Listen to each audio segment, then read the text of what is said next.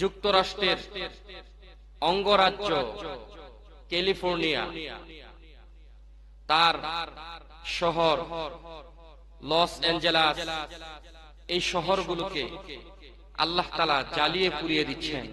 মানুষের হাহাকার, আগুনের এত উত্তাপ যে যত ফিলিস্তিনের সেই শিশুটি আল্লাহ তাআলার কাছে আকাশের দিকে তাকিয়ে বলেছিল, আমি আমার রবের কাছে সব বলে দিব। আল্লাহু আকবার বলেন। সে বলেছিল, আমি যাব আমার রবের কাছে। শহীদ হয়ে গেলাম। একজন মাসুম বাচ্চা বাঙ্গা বাঙ্গা কথা বলে, সে বলেছে আমি আমার রবের কাছে সব বলে দিব। সে যা বলেছে রবের কাছে হয়তোবা তোমাদের ব্যাপারে এমন অভিযোগটাই দিয়েছে যে আজ দাবানল এমন ভাবে ছেয়ে দিয়েছে তোমাদের আশেপাশের এলাকাগুলো আজকে ভয়ে আতঙ্কে কাঁপছে। ঠিক কিনা বলেন? আল্লাহ পাকের দরবারে অসংখ্য অগণিত শুকরিয়া যে আল্লাহ সুবহানাহু ওয়া তাআলা আমাদেরকে বিশ্বের এমন এক মুহূর্তে তার ঘর মসজিদে আসার তৌফিক দিয়েছেন, যে মুহূর্তে আল্লাহ তাআলা অর্ধ পৃথিবীকে আগুনের পরীক্ষায় আল্লাহ তাআলা ফেলে দিয়েছেন, আর অর্ধেক পৃথিবী ঠান্ডা অর্থাৎ বরফের পরীক্ষায় আল্লাহ ফেলে দিয়েছেন। ঠিক এই সময়টি এমন একটি দেশে আল্লাহ তাআলা আমাদেরকে রেখেছেন যেখানে না আছে এমন উত্তাপ যার কারণে নিজেদের শরীর জ্বলসে যায়, না আছে এমন ঠান্ডা যার কারণে নিজেদের শরীর জমে যায়, বরং মধ্যম এক প্রাকৃতিক আবহাওয়া দিয়ে আল্লাহ তাআলা আমাদেরকে বাঁচিয়ে রেখেছেন এবং তার ঘর মসজিদে নির্বিঘ্নে বিনা বাধায় বিনা পরিশ্রমে সহজে আসার বসার তৌফিক দিয়েছেন। এই জন্য বলি আলহামদুলিল্লাহ। সম্মানিত হাজিরিন, আমরা সকলেই অবগত আছি যে বর্তমান যে পরিস্থিতিটা চলতেছে সারা বিশ্বে, বিশ্বের কোন এক দেশ বরফে জমে আছে, বরফে এমন ভাবে ঢেকে যাচ্ছে, সকালবেলা একদল কর্মী গাড়ি দিয়ে বরফ সাফ করার পরে সেই দেশের মানুষ চলাচল করতে পারে, বরফ দরজা থেকে ভাঙ্গার পর মানুষ বের হতে পারে। তাছাড়া মানুষ ঘর থেকে বের হওয়ার বা রাস্তায় চলার কোনো সুযোগ নাই। আল্লাহ তাআলা তার তুলনায় আমাদেরকে ভালো রাখছেন। তো এই যে ভালো রাখছেন, এই জন্য বলেন আলহামদুলিল্লাহ। আরো জোরে বলি আলহামদুলিল্লাহ। আবার আল্লাহ তাআলা এক দেশের মধ্যে আল্লাহ দাবানল দিয়ে ওই দেশের এক এক অঙ্গরাজ্যকে, ওই রাষ্ট্রের এক এক অঙ্গরাজ্যকে আল্লাহ তাআলা জ্বালিয়ে দিচ্ছে। যেমন যুক্তরাষ্ট্রের অঙ্গরাজ্য ক্যালিফোর্নিয়া, তার শহর লস অ্যাঞ্জেলাস, এই শহরগুলোকে আল্লাহ তাআলা জ্বালিয়ে পুড়িয়ে দিচ্ছেন। মানুষের হাহাকার, আগুনের এত উত্তাপ যে যত আগুন নিবানোর যত যন্ত্র আবিষ্কার করেছে, পাওয়ারফুল থেকে পাওয়ারফুল সব যন্ত্র সেখানে অকেজো হয়ে গেছে। আল্লাহু আকবার বলে। আল্লাহ তাআলা বান্দাদেরকে মাঝে মাঝে এই সকল পরীক্ষায় ফেলে, আর পরীক্ষায় মুমিনদের জন্য পরীক্ষা থেকে দিয়ে দিয়েছেন আল্লাহ তাআলা। আর যারা আল্লাহ তাআলা নাফরমানি করে, ওই পরীক্ষাটা আল্লাহ তাআলা তাদের জন্য আযাব স্বরূপ দিয়ে দেয়। ঠিক কিনা? আল্লাহ মানুষকে সৃষ্টি করেছেন কয়েকটি উপাদান দিয়ে, এর মধ্যে একটা হচ্ছে মানুষকে আল্লাহ সৃষ্টি করেছেন পানি দিয়ে, মাটি দিয়ে, আগুন দিয়ে, বাতাস দিয়ে আল্লাহ তাআলা মানুষকে সৃষ্টি করেছেন। অর্থাৎ আল্লাহ মানুষকে সৃষ্টি করার এই উপাদানগুলো দিয়ে বলে দিলেন এই প্রত্যেকটা উপাদান মানুষের জন্য উপকার, আবার প্রত্যেকটা উপাদান মানুষের জন্য ক্ষতিকর, আবার প্রত্যেকটা উপাদান আমি আল্লাহ তাআলা মানুষকে শাস্তি দেওয়ার জন্য তৈরি করে রেখেছি। আল্লাহু আকবার। তাহলে এই উপাদানগুলো আল্লাহ তাআলা মাঝে মাঝে দেন আমাদের পরীক্ষার জন্য, মাঝে মাঝে আল্লাহ তাআলা দেন মুমিনদের বিরোধিতা করার জন্য শাস্তি স্বরূপ। ঠিক কিনা বলেন? আল্লাহ তাআলা বিভিন্ন জাতিকে বিভিন্ন এই উপাদান দিয়ে আল্লাহ শাস্তি দিয়ে আমাদেরকে শিক্ষা দিয়েছেন যে এই সকল জাতি থেকে তোমরা শিক্ষা গ্রহণ করো, যে এই জাতি এই কারণে ধ্বংসপ্রাপ্ত হয়েছে, এই জাতি এই কারণে ধ্বংসপ্রাপ্ত হয়েছে। যদি আমরা শিক্ষা গ্রহণ করতে পারি তবে তো আমাদের জন্য নসিব ভালো, সৌভাগ্যশীলদের অন্তর্ভুক্ত হবো আমরা। আল্লাহ তাআলা তখন আমাদেরকে ডাক দিয়ে বলেন, উলাইকা হুমুল মুফলিহুন, এই সকল লোকগুলো হলো সফলকাম। কিন্তু আমাদের চোখের সামনে এগুলো হওয়ার পরেও যখন আমরা নাফরমানি করতে থাকি, আমরা আল্লাহ তাআলার বিরোধিতা করতে থাকি, তখন এটা কিন্তু আল্লাহ তাআলার কোন দোষ অথবা আযাব সরাসরি এমন নয়, আল্লাহ চাইলেন আযাব দিতে এমনটা নয়, বরং তখন আমরা নিজেরাই নিজের হাতের মাধ্যমে এটাকে কামাই করে নিই। আল্লাহ তাআলা এই কথাটাই কোরআনের মধ্যে বলেন, সূরাতুর রুমের মধ্যে আল্লাহ বলেন, যাহারাল ফাসাদু ফিল বাররি ওয়াল বাহরি বিমা কাসাবাত আইদিন নাস। আল্লাহ বলেন, জলস্থলের মধ্যে যত আযাব দেখতাছ, আমি আল্লাহ তাআলা তোমাদেরকে যে সে আযাব দিয়েছি এমন নয়, বরং এই আযাবগুলো এসেছে তোমাদের প্রত্যেকের হাতের কামাই। কার হাতের কামাই? আমাদের হাতের কামাই।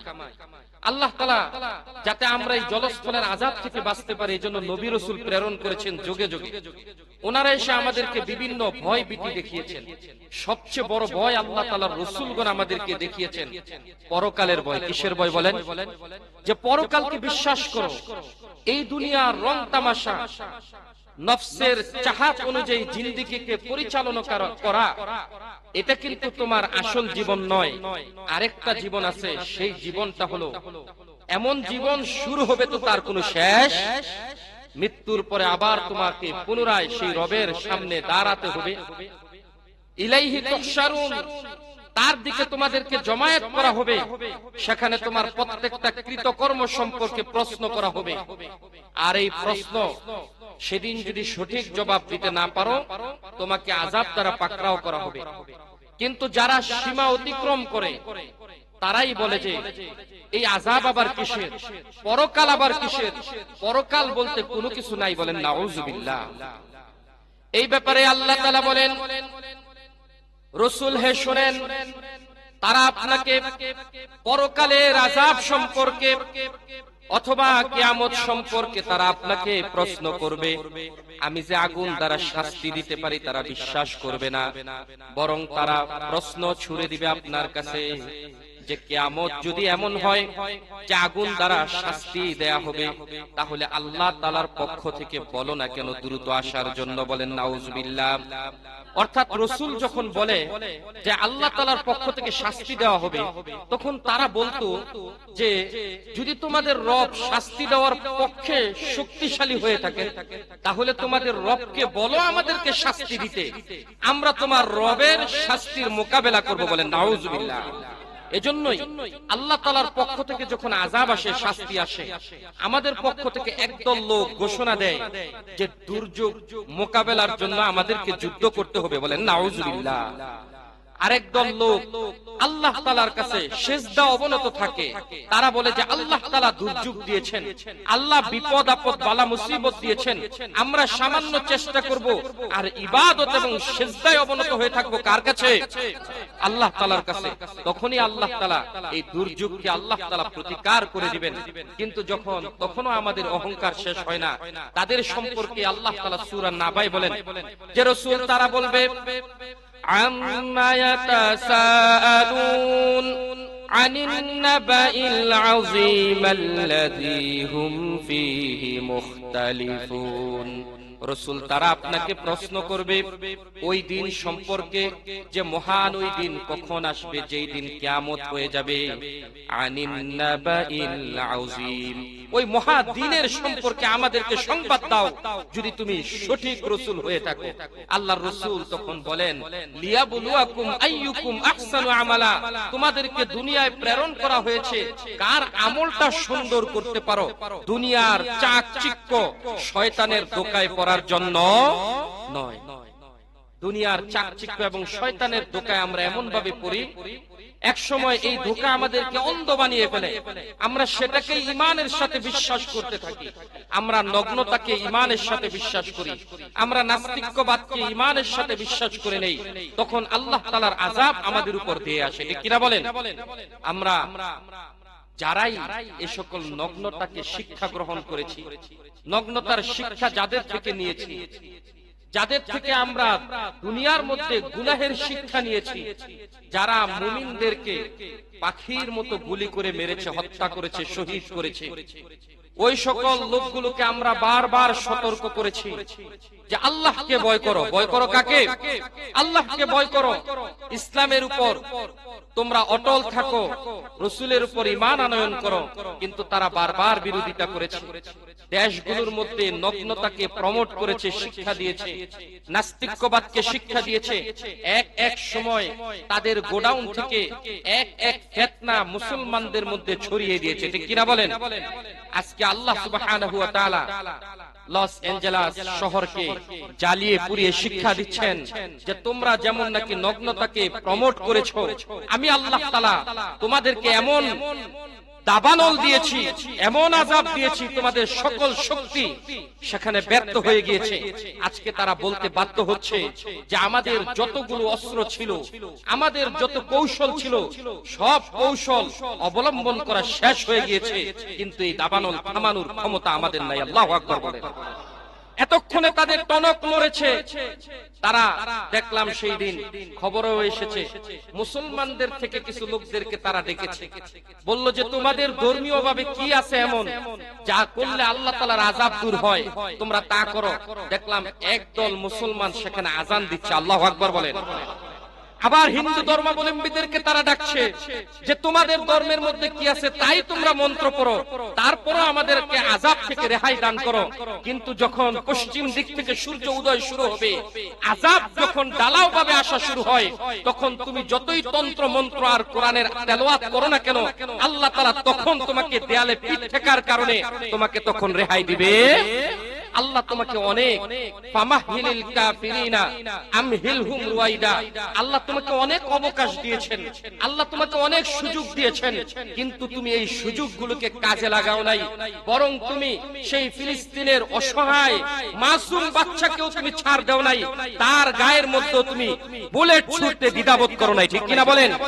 আমরা ভুলে যাই নাই ফিলিস্তিনের সেই শিশুটি আল্লাহ তাআলার কাছে আকাশের দিকে তাকিয়ে বলেছিল আমি আমার রবের কাছে সব বলে দিব। আল্লাহু আকবার বলেন।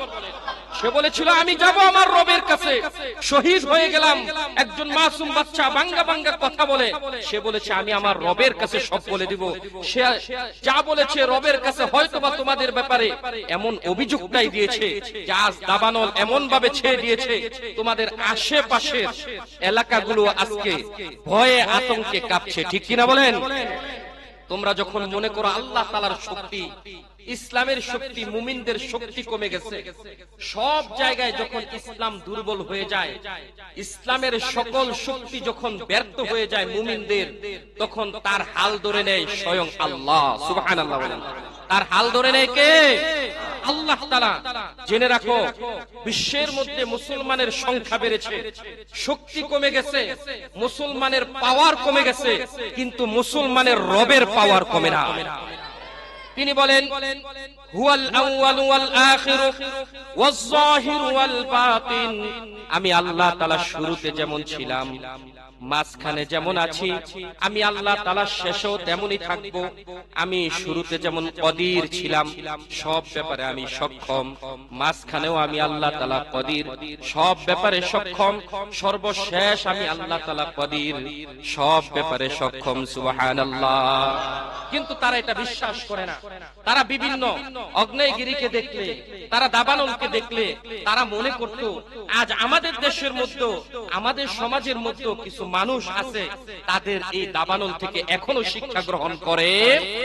যখন মানুষ একেবারে অন্ধ হয়ে যায়, জাহালাত, গুনাহ, পাপাচার তার হৃদয়টাকে ঘিরে নেয়, অন্তরকে আচ্ছন্ন করে দেয়, তখন মানুষ আল্লাহ তাআলার এই সকল শাস্তিকে হালকা মনে করতে থাকে। বলেন নাউযুবিল্লাহ। পূর্বে যুগে আল্লাহ তাআলা অনেক জাতিকে আমাদের চেয়ে শক্তিশালী করে আল্লাহ তাআলা প্রেরণ করেছেন। আল্লাহ সেই সকল জাতিকে ধ্বংস করেছেন এরকম হালকা বাতাস দিয়ে, কোন জাতিকে আল্লাহ তাআলা ধ্বংস করেছেন আওয়াজ দিয়ে, কোন জাতিকে আল্লাহ তাআলা ধ্বংস করেছেন মানুষদেরকে এরকম পেরেশানি করে, কোন জাতিকে আল্লাহ তাআলা ধ্বংস করেছেন পানির মধ্যে চুবিয়ে। ঠিক বর্তমান সময়ের কোন এক জাহেল জাতিকে আল্লাহ আগুন দ্বারা পুড়িয়ে দিচ্ছেন, ঠিক কিনা বলেন? কিন্তু আমাদের বড় পরিতাপের বিষয়, আমরা শিক্ষা গ্রহণ করছি না, এখনো আমাদের টনক নড়ছে না যে আল্লাহ তাআলার আযাব যখন আসে তখন আমাদের সকল শক্তিগুলো একেবারেই ব্যর্থ হয়ে যাবে। ব্যর্থ করে দিবেন কে? আল্লাহ। পারমাণবিক অস্ত্র, হাদিসের মধ্যে এসেছে যত আধুনিক অস্ত্রগুলো আছে সব অকেজো হয়ে যাবে, তরবারির জামানার মধ্যে ফিরে যাবে। আমরা বিশ্বাস করতেই চাই না। আমরা বলি আমাদের কাছে এমন শক্তি আছে, একেবারে এক দেশের মধ্যে যদি বিস্ফোরণ করা হয় সেই দেশের সব মানুষ ধ্বংস হয়ে যাবে। কিন্তু আমাদের চেয়ে ক্ষমতাধর কে আছে? যেমন বলে রাশিয়া, যেমন বলে আমেরিকা, তারা বলে আমাদের চেয়ে ক্ষমতাধর কে আছে? সারা বিশ্বকে তারা ধমক দিয়ে কাঁপায়, কিন্তু তারা জানে না সবচেয়ে ক্ষমতাধর একজন রব আছেন, তিনি কে? আল্লাহ তাআলা। তাদের মতো হুদ জাতি ছিল, তাদের মতো আদ জাতি ছিল। আপনারা পবিত্র কোরআনের 69 নম্বর সূরা, সূরার নাম হচ্ছে সূরাতুল হাক্ক। সূরার নাম কি? সূরাতুল হাক্ক। যদি পড়েন সেখানে আপনারা পাবেন আল্লাহ তাআলা বিভিন্ন জাতির কথা বলেছেন, এর মধ্যে একটা শক্তিশালী জাতির নাম আল্লাহ তাআলা বলেছেন, যারা বর্তমান সময়ের লস এঞ্জেলাস জাতির চেয়েও বড় শক্তিশালী ছিল, যারা লাল শালুক আমেরিকা থেকেও বড় শক্তিশালী ছিল। তাদেরকে বলা হয় হুদ জাতি। কি জাতি বলেন? হুদ জাতি। হুদ জাতিকে আল্লাহ এত শক্তি দিয়েছেন, বড় বড় পাহাড়গুলোকে তারা নিজেরা খোদাই করে করে প্রাসাদ নির্মাণ করত, আর তারা বলতো আমাদের চেয়ে শক্তিশালী কে আছে। এক একজন লোকের উচ্চতা ছিল, তাদের দেহের শক্তি এমন ছিল যে এক টন একটি পাথরকে একজন ব্যক্তি একা উঠাইতে পারত। আল্লাহু আকবার বলেন। এত শক্তি দেওয়ার পর তাদের দেহের অবয়ব লম্বাটা ছিল একেবারে ছোটখাটো একটা দ্বীপের মতো, একটা পাহাড়ের মতো ছোটখাটো একটা মোটা সোটা একটা গাছের মতো দেখা যেত। কেউ যদি দূর থেকে দেখতো মনে হতো যেন একটা 10 তলা বিল্ডিং এর একটা পিলার দাঁড়িয়ে আছে।